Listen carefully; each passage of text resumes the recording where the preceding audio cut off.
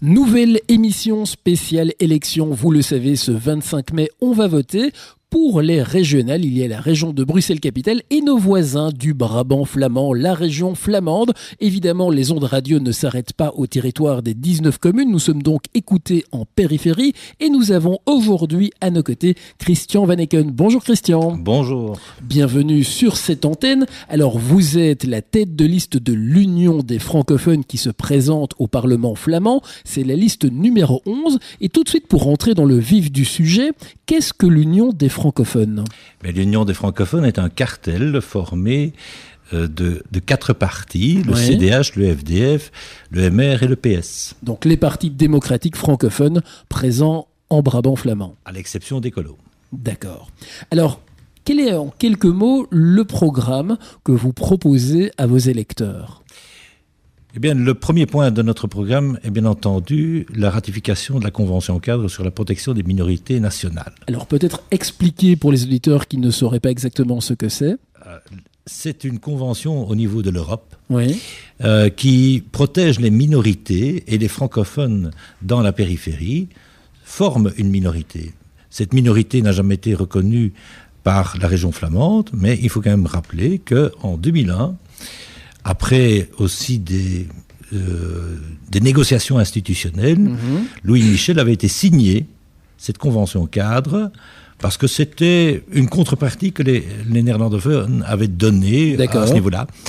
On a été signé, mais avant que ce texte soit traduit dans les actes dans notre pays, il faut qu'il soit ratifié par les différents parlements. Alors, il peut être ratifié par la région bruxelloise, la région wallonne, la communauté française. Mais s'il n'est pas par le Parlement flamand, s'il n'est pas par le Parlement flamand, ça ne s'appliquera pas. Ça restera lettre morte. D'accord. Et comme dans le programme de législature du gouvernement flamand, on met à chaque fois ce point-là, on ne le ratifiera pas, on ne reconnaîtra jamais les francophones de la périphérie. Alors, à ça, moi je dis, en étant déjà une représentation de ces francophones au sein même de leur Parlement, vous avez peut-être la possibilité de faire entendre votre voix. C'est déjà bien la preuve que nous formons, nous existons, nous formons cette minorité. Nous avons actuellement 5 conseillers provinciaux au Conseil provincial du Brabant flamand. Encore une autre preuve que nous formons une minorité dans ce Brabant flamand au sein de cette Flandre. Nous avons plus de 150 mandataires, que ce soit des bourgmestres, que ce soit des échevins, des conseillers communaux, des présidents de CPS et des conseillers de CPS. Donc nous avons des mandataires francophones qui sont rattachés à l'Union des francophones. Donc la preuve est faite. On va parler maintenant un petit peu de vous, parce que ce combat, je crois qu'on peut utiliser ce mot, vous le portez depuis longtemps. Vous êtes déjà député depuis 4 législatures, vous vous présentez pour la 5e fois. Qu'est-ce qui vous a incité à rentrer en politique et à porter cette cause ? Ah, mais mes débuts, je les ai faits en 1982. Donc ça remonte un peu. Mon Dieu!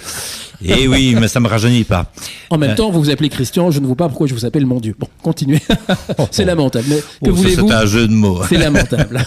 Alors, non, c'est depuis 1982, je me suis présenté à Linkebeek. J'ai été fin de 1982 jusqu'en 1992. Et depuis de 1992 à 2006, j'ai été bourgmestre de la même commune de Linkebeek. C'est là que j'ai fait mes débuts, c'est là que je suis rentré en politique. Pourquoi ? Parce que la politique au niveau local, on essaye de le faire, non pas pour changer le monde, mais pour être au service de la population. Linkebeek étant une petite commune de même pas 5000 habitants, c'était vraiment une proximité des habitants et c'était chouette de le faire. Et au fur et à mesure des années, j'ai eu l'occasion alors, étant donné qu'en 1995, on a décidé que le Parlement flamand étaient élus directement. Et donc, auparavant, c'était des élus francophones et néerlandophones qui se réunissaient dans ce qu'on appelle le conseil, le Vlaamse Raad ou le conseil wallon. On a eu la première élection directe et là, à ce moment-là, nous avons décidé, les forces politiques francophones démocrates, on a décidé de s'allier et de déposer une liste. J'ai eu la chance de pouvoir tirer cette liste en 1995 et je suis élu depuis lors. Effectivement, systématiquement réélu. Alors, Pour pouvoir voter pour vous, où faut-il être domicilié? Parce qu'il y a tout un tas de communes qui entourent Bruxelles, qui peuvent voter pour l'Union des francophones, mais je ne suis pas sûr que tout le monde sache s'il peut voter pour vous, parce qu'avec tout cet imbroglio communautaire, scission de BHV, que sais-je, etc., qui peut concrètement aller le 25 mai voter pour vous en Brabant flamand? Tout le Brabant flamand. Et donc, ça veut dire toutes les communes, qu'elles soient à facilité ou sans facilité, comme Dilbeek, As, Wemmel à facilité, mais Zaventem, Machelen, Vilvoorde, etc. Toutes ces communes qui jouxtent... Halle aussi. Halle aussi, que ce soit même Ternat, que ce soit même des communes comme Tervuren, Leuven, Diest, Tirlemont, Tienen, pardon. Toutes ces communes peuvent voter pour la liste UF. Alors je crois qu'il était important de le rappeler.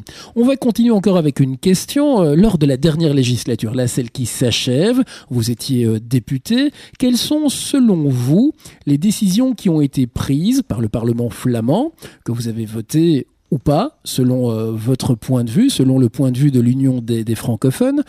Quelle décision trouvez-vous positive et une autre que vous trouvez absolument négative pour la population du Brabant flamand? Eh bien, je vais en prendre une qui sont dans les mêmes matières, une positive et une négative. Le gouvernement flamand a décidé d'aider les gens à pouvoir acquérir des biens, une maison, un appartement, en octroyant des emprunts, des prêts à des taux réduits.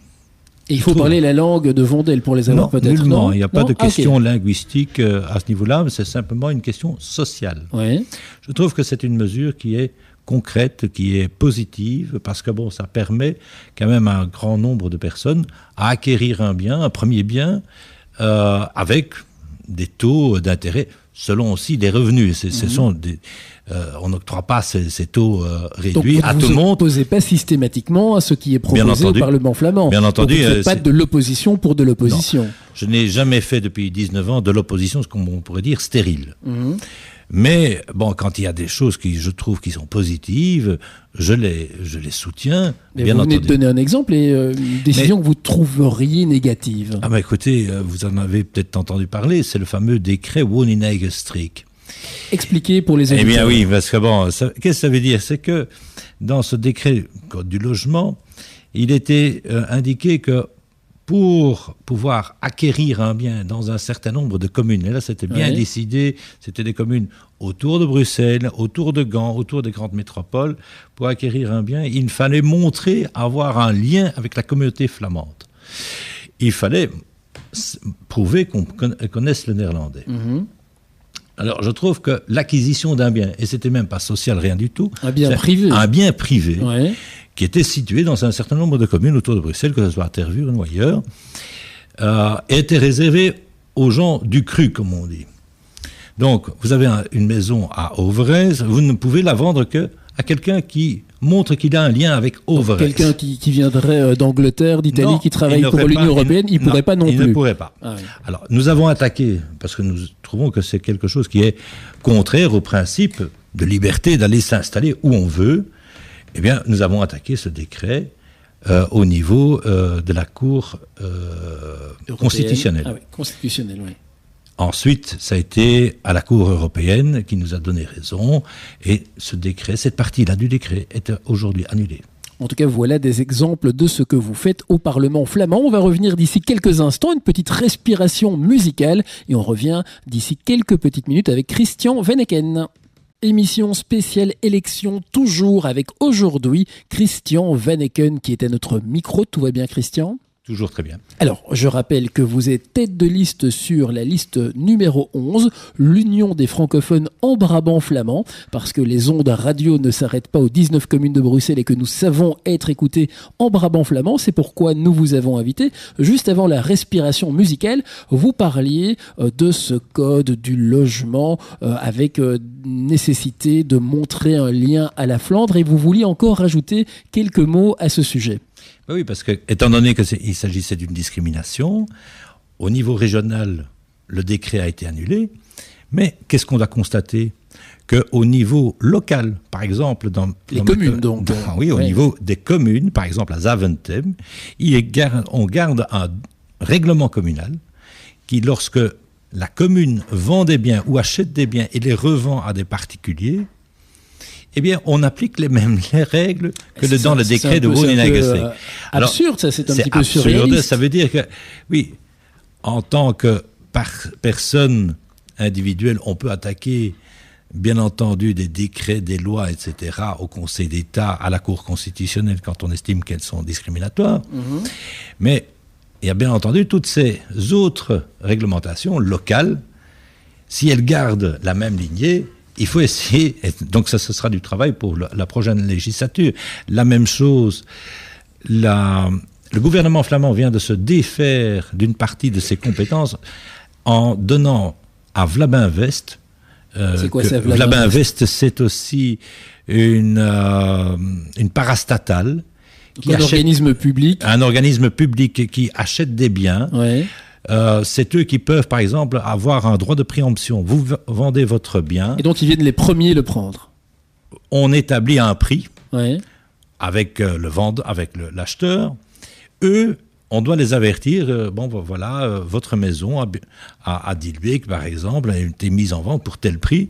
Est-ce que vous voulez ils ont la priorité. Ils ont une priorité. Okay. Bon, ça ne se fait pas à chaque fois. Mais Vlabin-West, qui achète de temps en temps comme ça des biens, et ensuite, a la même règle que le décret Wonin-Gestrich va le revendre à quelqu'un qui peut démontrer un lien avec la Flandre. Le lien avec la Flandre au niveau de la communauté flamande, ayant suivi de l'enseignement flamand, ayant participé à des associations flamandes.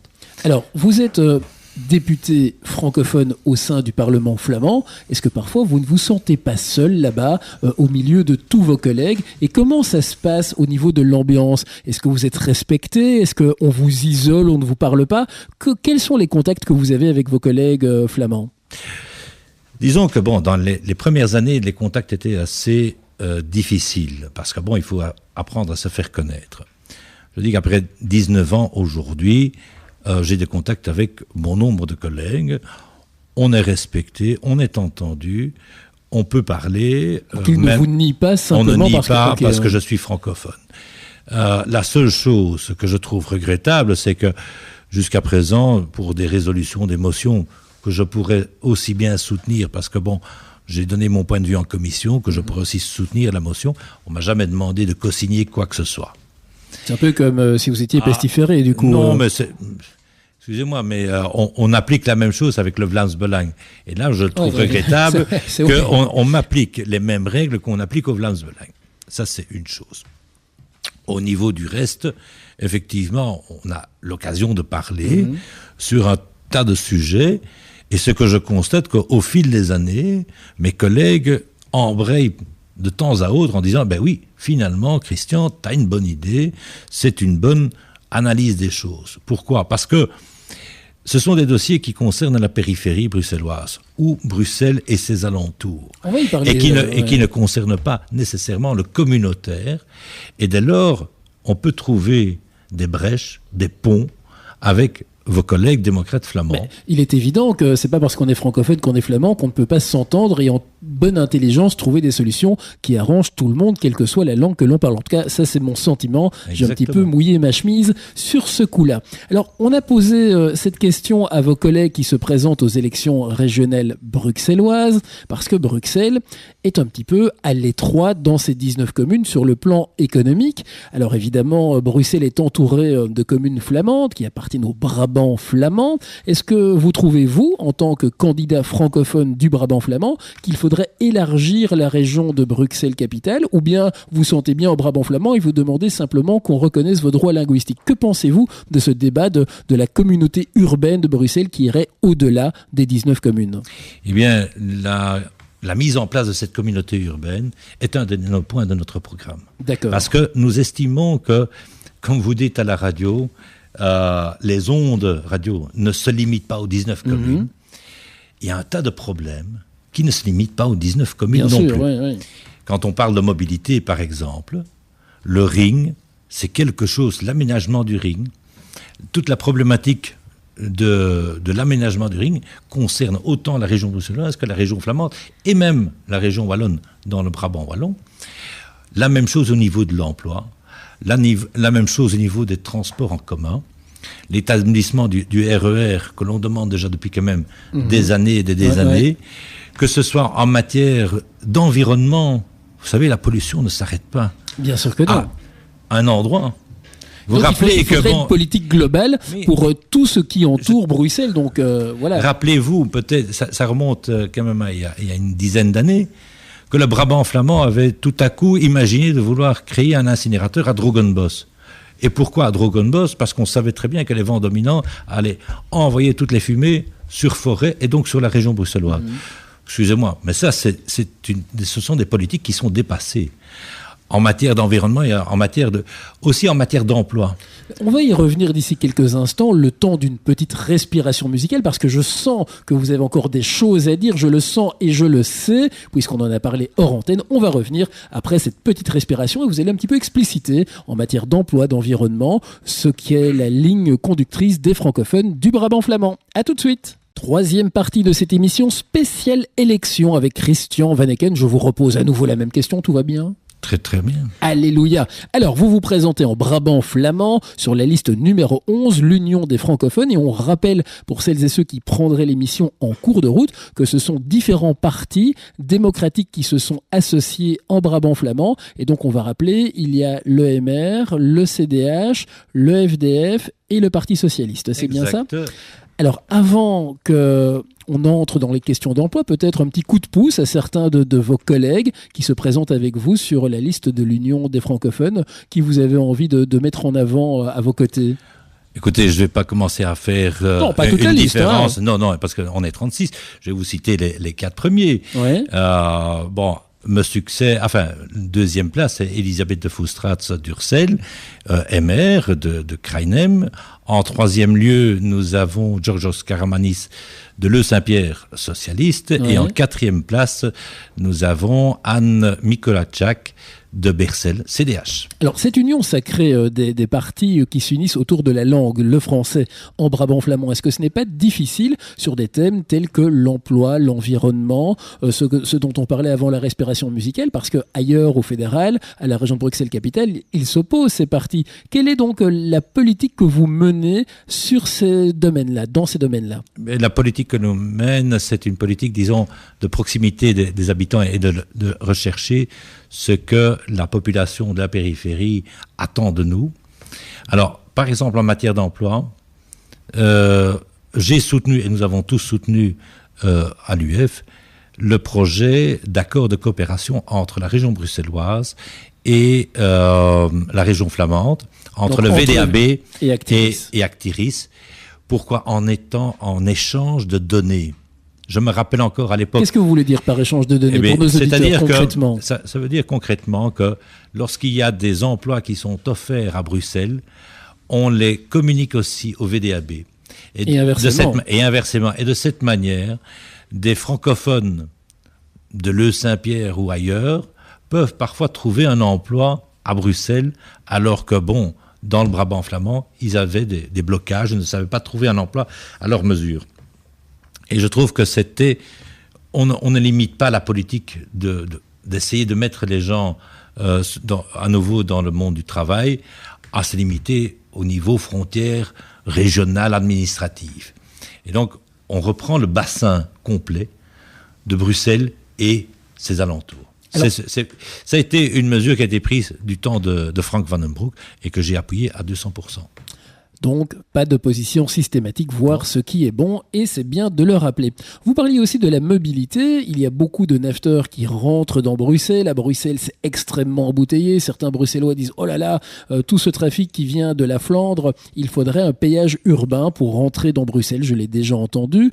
Qu'est-ce que vous en pensez, vous, en tant que francophone de la périphérie, du Brabant flamand, puisque vos concitoyens, nos auditeurs, doivent parfois rentrer dans la ville pour venir travailler? Est-ce que vous trouvez que c'est une bonne idée ? Écoutez, au niveau du péage urbain, on ne se prononce pas directement.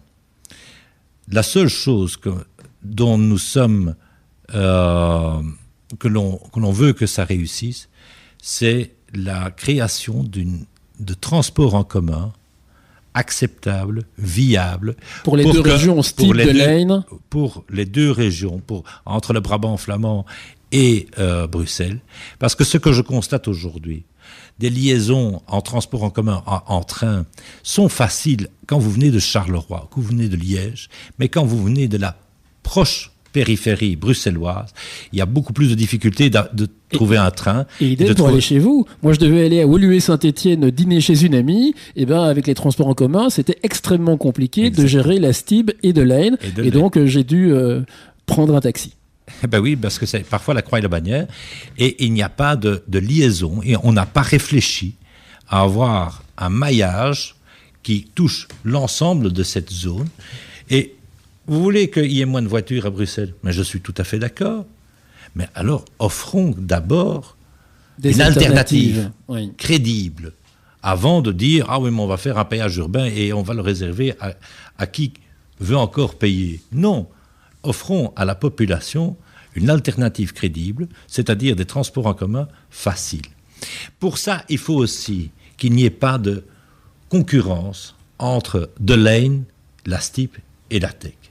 Parce que ce que je constate aujourd'hui, De Leyne veut apporter ses nafteurs de n'importe où, de Louvain ou alentour, jusqu'au centre de Bruxelles. Non, il faut apprendre que De Leyne vient jusqu'à Bruxelles, par exemple jusqu'à Kruinem, et de là, on passe au métro. D'accord.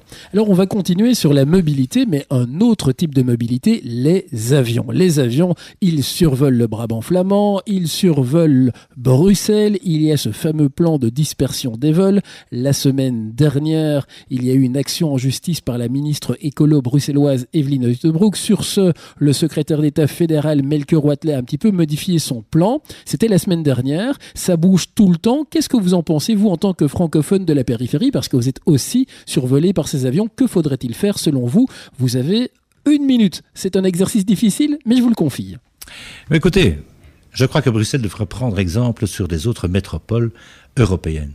Qu'a fait Paris? Quand ils avaient Le Bourget, quand ils avaient Orly, ils ont été créés Charles de Gaulle. Charles de Gaulle se trouve où? À 60 km du centre de Paris, ou 50 km du centre de Paris. C'est pas Zaventem qui se trouve à 10, à 15 km de Bruxelles, qui doit rester être le grand aéroport.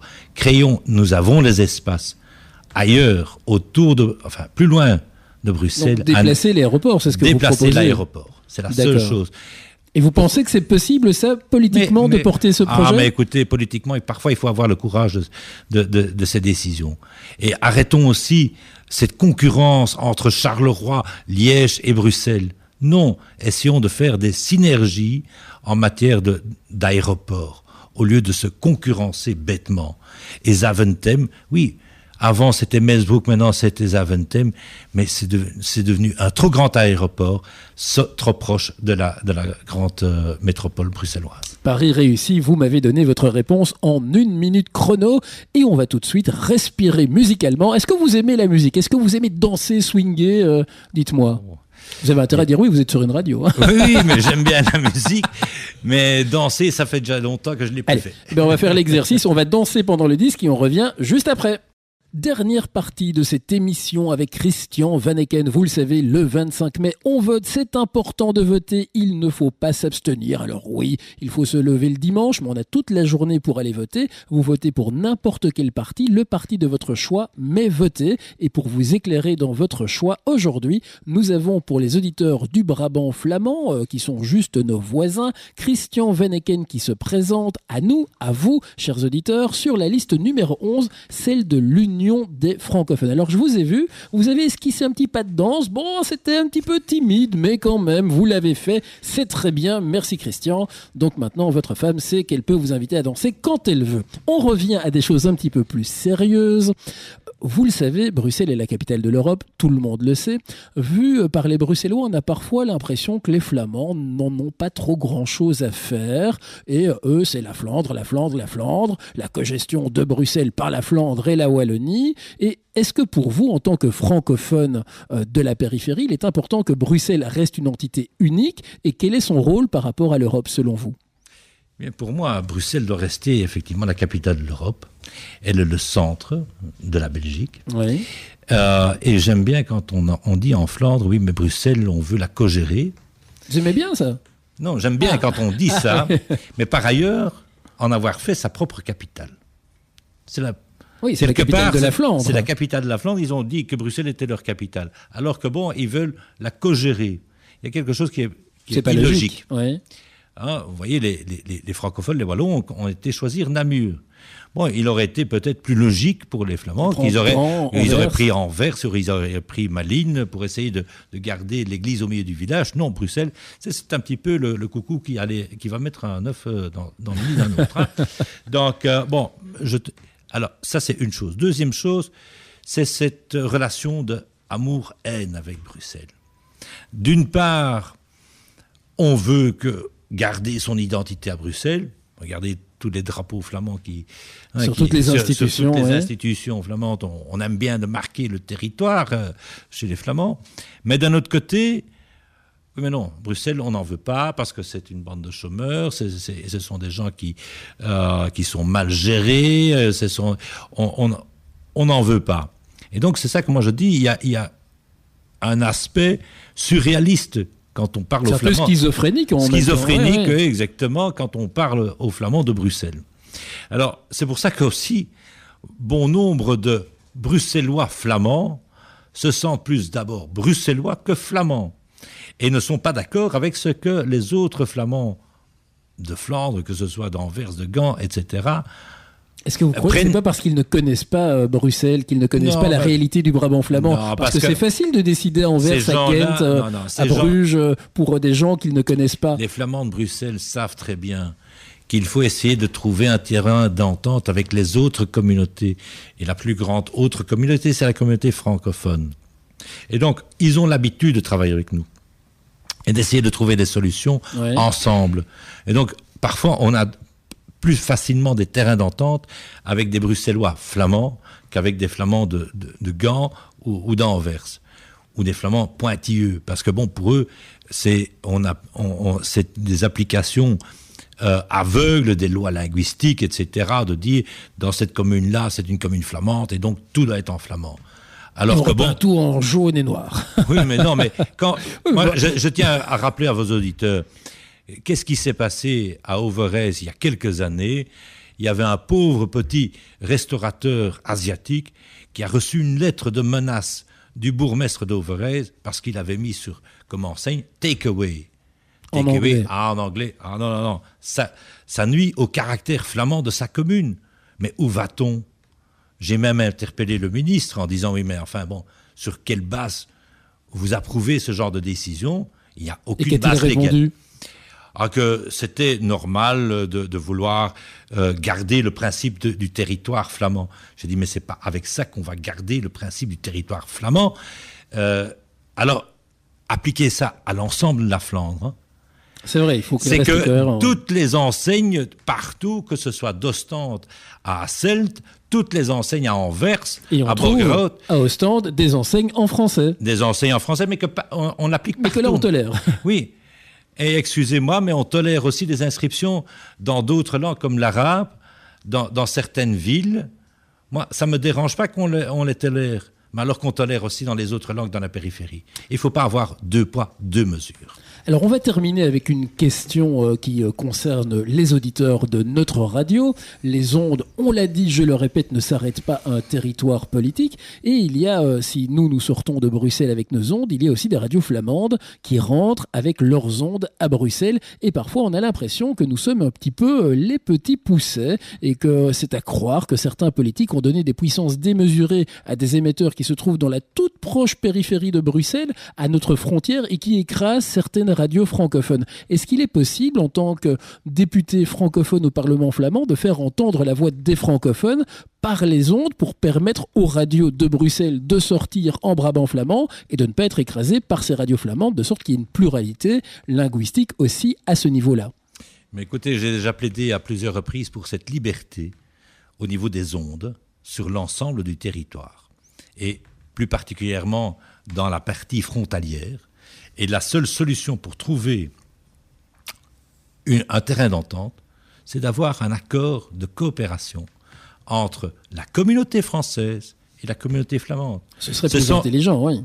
Ce sont ceux qui doivent octroyer les ondes et les bandes, qui doivent dire oui, vous pouvez utiliser telles ondes.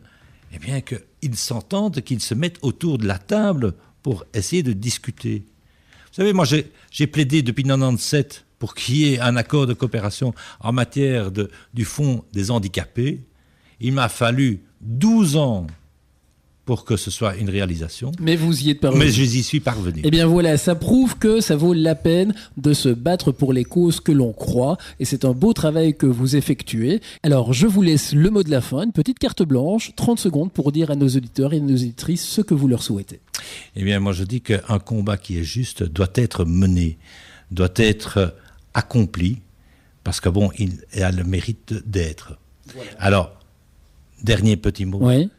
L'UF, l'Union des francophones, c'est la seule liste francophone dans le Brabant flamand au niveau de la région flamande. Eh bien voilà, ce sera le mot de la fin. Merci. Et vous, chers auditeurs, le 25 mai, votez pour le parti de votre choix. Mais votez, ne vous abstenez pas. À très bientôt. Ciao.